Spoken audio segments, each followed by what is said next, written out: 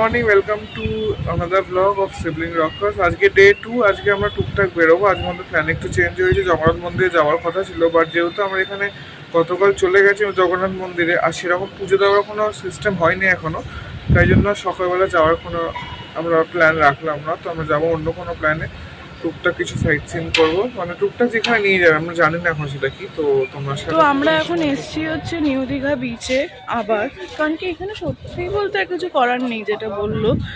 তো এখানটাই ঘুরে দেখি। তিনটে ছাতা এনেছি ঘরে, তুমি ছাতা রেখে দাও। 450, এটা কত? 160। ওগুলো জোড়া 50, সব একই দাম আছে। এই শাঁখটা আমাদের এটা ভালো, এটা আমাদের ঠাকুর করে দিতে পারবো ঠাকুরের জন্য। এটা আমার খুব পছন্দ হয়েছে। হ্যাঁ, আমি চুজ করে এনেছি। কখন ছবি তুলবো বুঝতে পারছি না, সব কেনাকাটা চলছে এগুলো। আমরা অ্যাকচুয়ালি দীঘাতে এর আগে শঙ্করপুর, দীঘা, মন্দারমণি, মোহনা এগুলো সব ঘুরেছি, কারণ এর আগে 2-3 বার আমার দীঘা ঘোরা। তো এইবারে জাস্ট এসেছিলাম হচ্ছে জগন্নাথ মন্দির দেখে। তো একবার তো দেখেছি, তো আবার যাবো প্ল্যানটা করেছি, এটা ফেলবো না, প্ল্যানটা করবো। তো এখন এসছি নিউ দীঘা বিচেই টুকটাক কেনাকাটা করতে, আর দেখি ছবি যদি ভালো আসে ক্যামেরা ক্যারি করছি। ভাইজ্যাকে গিয়ে জেলে চলে যা, সেখানে এসে সাপ ধরে নি, খেয়ে নে তুই ওটা। আমি এখন সাপ ধরেছি বন্ধুরা, তোমরা কেউ ধরতে চেষ্টা করবে না, আমি প্রফেশনাল তাই এটা ধরেছি। তুমি ওর দাঁড়িয়ে পড়লে 9টা বাজে, আমাদের শপিং ডান। মানে হ্যাঁ, কিরকম এরা ছাতা নিয়ে এসছি, সেটা ঘর থেকে আনতে যাবে না বলে ছাতা কিনলো আবার।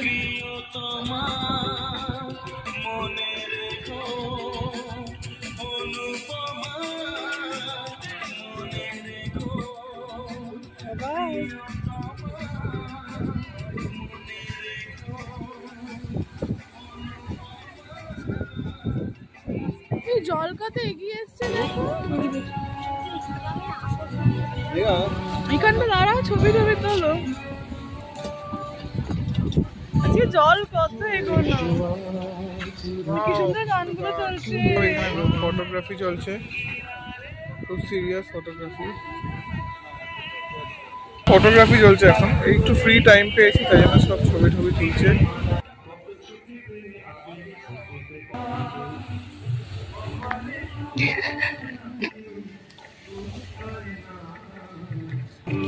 কি ডাব ঠাপ খাবো তো আমরা? শ্বাস পাওয়া যাবে তো? ওরে বাবা, শ্বাস হলে আছে।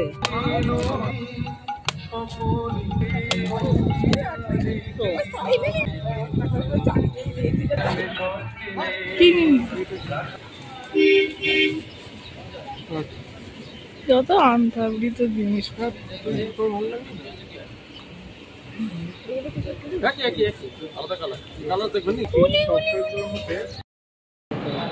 এই হচ্ছে ব্রেকফাস্ট, পরোটা, তরকারি, মিষ্টি, সব একাই বাবা খাবে।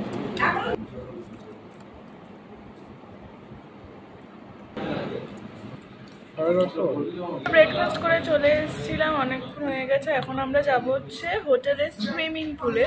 জানি না কতটা ভিড় আছে, মানে অনেকটাই ভিড় হবে এখন। এখন বাজতে যায় 12টা।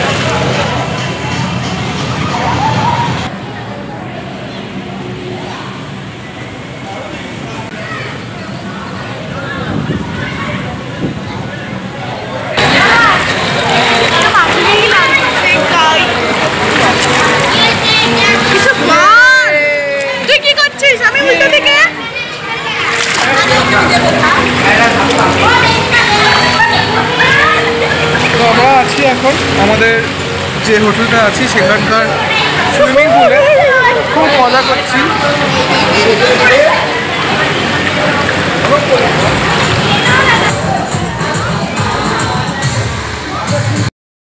এখন বাজে হচ্ছে 2:45 আর আমরা এখন যাচ্ছি লাঞ্চ করতে। আমাদের টাইম ছিল 2:30।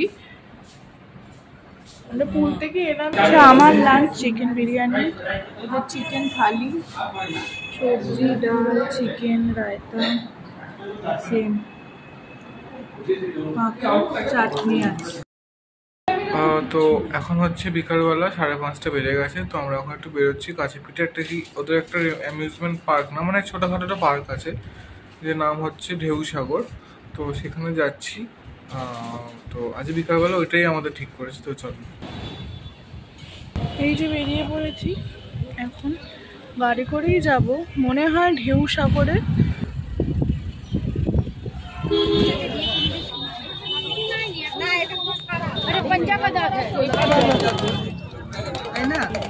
এই লাইট গুলো হচ্ছে জ্বলবে বিকেলবেলা। এখন 6টা বেজে গেছে অনেক।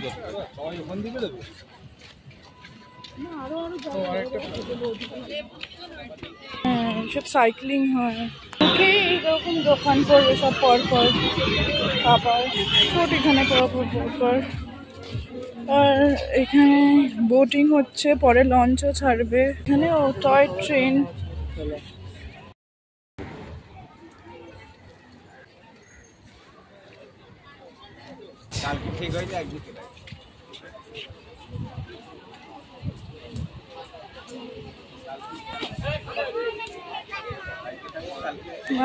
একজন পড়ে গেছে।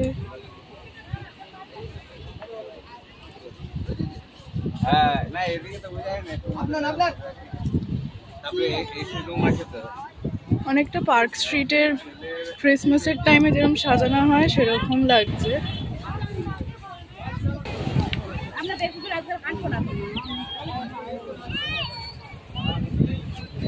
ময়ূরপঙ্খী জাহাজ মতন বানিয়ে রেখেছে ফটোগ্রাফি। সমুদ্র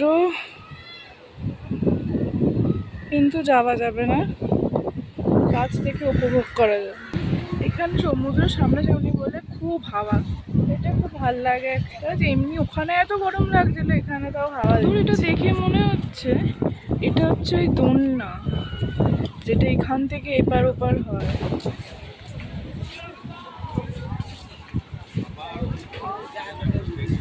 এখানটা তো আটকানো।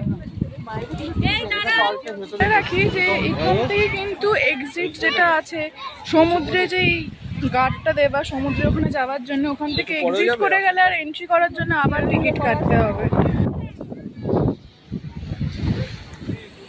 আর কিছু থাকুক না থাকুক, এখানে হাওয়াটা বেশ আছে, হাওয়ার জন্য বেশ ভালো লাগে এই জায়গা, মানে জায়গাটা যেখানেই হাওয়া দিক সেটাই ভালো লাগে।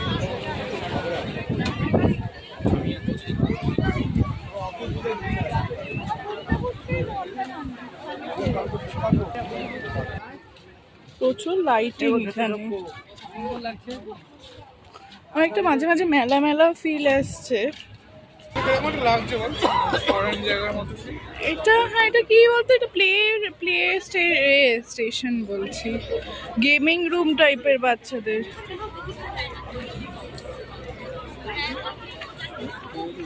এক এখানে বোটিং চলছে, আর সেকেন্ড ওই লঞ্চটা যেটা ঘুরছে,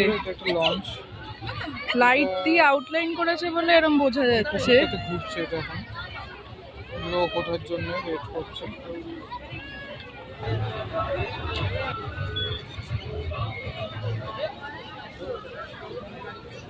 টিকিট কাউন্টার। চা বললাম কত করে?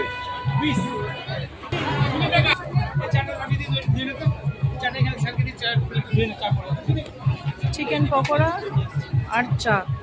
এই ঢেউ সাগরেই আছি আমরা, যেখানে ফুড কোর্টগুলো যেগুলো আছে পরপর সেখান থেকেই খাচ্ছি। আশা করি ভালোই খেতে হবে। আমি আর ফুড রিভিউ দিচ্ছি খেতে। মোটা বলো, সত্যি কথা বলো। আর পকোড়াটা খারাপ না, ভালো। আমার তো মোটামুটি লাগে, চাটা খারাপ না, এটাই তো সবাই বলছে। দার্জিলিং পৌঁছে গেলাম।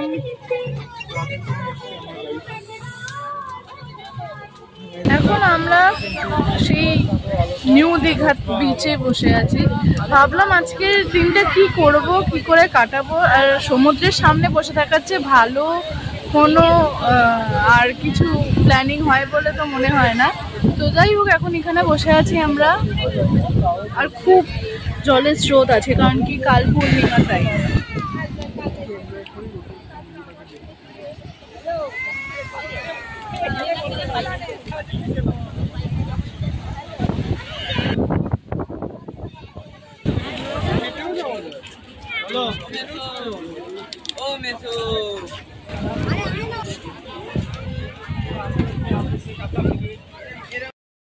টোটোর খুব ভালো ব্যবস্থা আছে। ওল্ড দীঘা থেকে নিউ দীঘা মন্দির, নিউ দীঘা থেকে আবার ওল্ড দীঘা, আর যেখানে যাবেন সবেতেই টোটোর ভালো ব্যবস্থা আছে। তো আপনারা সেটা করেও আসতে পারেন, কোনো অসুবিধেই নেই। তো এখানে সব কাজু, এগুলো হচ্ছে স্টোরড মিষ্টি। তো আজকে রাত হয়ে গেছে, তো আজকে সেরকম আমরা ডিনার কিছু করবো না। তখন যেটা বললাম ওই টুকটাক খেয়ে নেবো কিছু, কারণ এত আমাদের পেট ভালো লাগছে। কালকে বেরোতে হবে সকাল সকাল, তো ওই জন্য আর আজকে বেশি করবো না। তো আজকের মতো এখানে তো জিনিস দেখাই নেই, কয়েকটা ফটো তুলেছি এরকম। প্রত্যেকবারই তুলি, তো এইবারও তুলে রেখেছি। অন্য কোথাও কি তুলি না, আর দীঘার স্মৃতিগুলো রয়ে যায়, দীঘা পুরী এগুলোতে তোলা যায়। আর মেঘা বাকিগুলো দিয়ে তো নিজে একটা অ্যালবাম তৈরি করে, যেহেতু এগুলো অ্যালবাম তৈরি করবো না, তো 4-5টা ফটো রেখে দিয়েছি। Good morning. তো আমরা তো আজকেই দীঘা থেকে চলে যাব। তো ওই জন্য সকালে প্ল্যান করেছিলাম যে ঠাকুর মন্দিরে একবার এসে ঘুরেই যাব। তো তার জন্য আজ চলে এসেছি জগন্নাথ ধামে আরও একবার। বৃষ্টি মাথায় নিয়ে, যদিও বিদ্যুৎ চমকাচ্ছে, বৃষ্টি হবে, বৃষ্টি টুকটুক করে পড়ছেও, কিন্তু আমরা তাও এসেছি। আর আজকে কিন্তু যে মেন গেটটা আছে সেখান থেকেই ঢুকতে দিচ্ছে। জুতোটা আমরা গাড়িতেই রেখে দিয়েছি।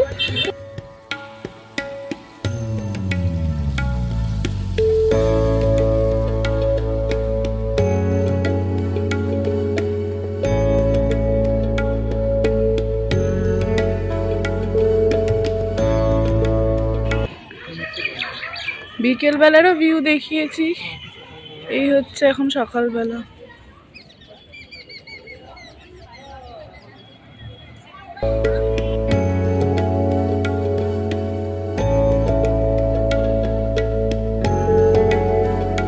এর আগের ব্লগটাতে মন্দিরের সব ভিডিওটাই দেওয়া আছে পুরোপুরিভাবে, তো তোমরা চাইলে গিয়ে সেটা দেখে নিতে পারো।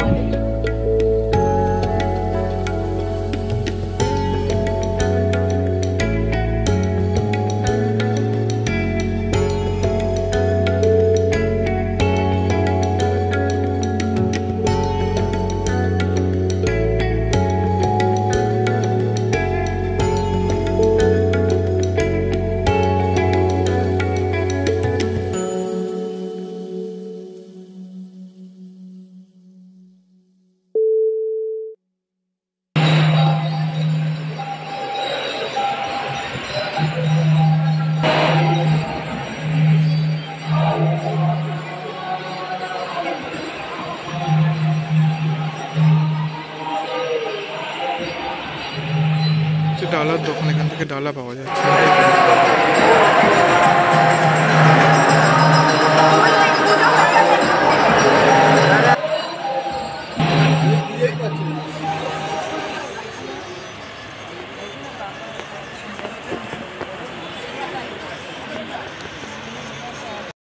তো আমরা এখন বসে আছি হচ্ছে মন্দিরের বাইরে, মানে মন্দিরের প্রিমাইসেসের ভিতরেই, ঠাকুরের গর্ভগৃহের বাইরে।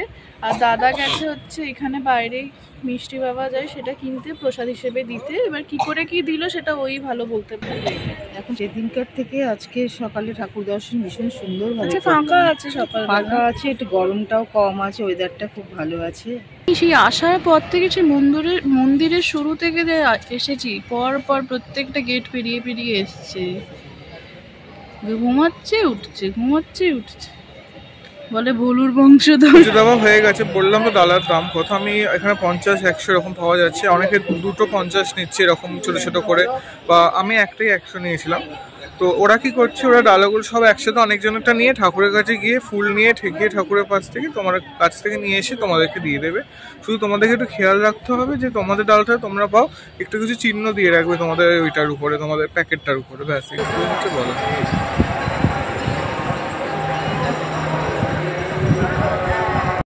এখানে রথ তৈরি আছে, জুন মাসের রথ বেরোবে, বলরাম দেবের রথ, সুভদ্রা মায়ের রথ আর জগন্নাথ দেবের রথ, সবকটাই পুরীর মতন করে তৈরি।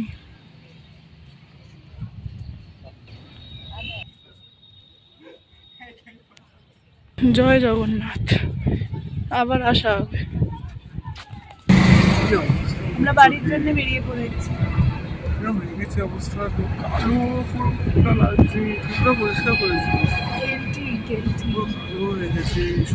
সমুদ্রে কিন্তু বেশি চান করি তাতেই কালো হয়ে গেছে। দেখো তোমার, দেখো তোমার তো বেশি আমার।